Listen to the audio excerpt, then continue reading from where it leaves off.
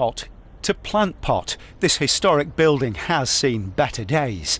But as this picture from inside shows, Manchester's stock exchange still retains much of its original charm.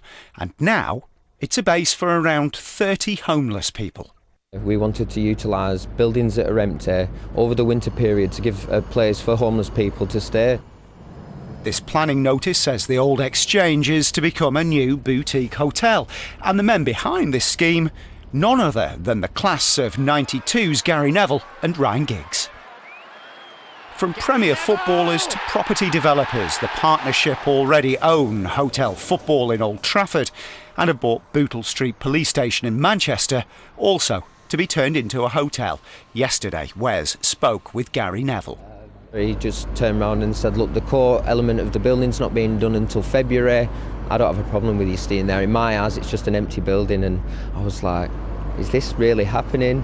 And I just burst out into tears and I thought, well, what a guy. Manchester's homeless have had a rough time of it recently. Evicted by the city council, they've moved from place to place with campers taken to court.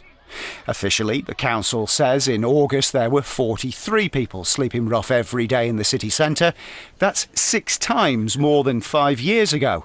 But some housing charities say that number's closer to 80.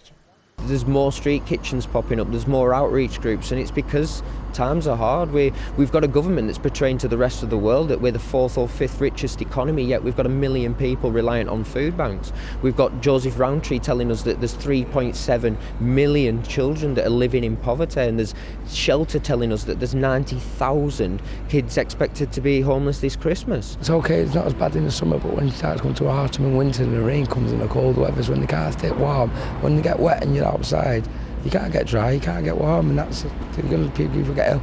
It's not nice to live like that. That's why it's imperative to have somewhere indoors, especially over the winter months.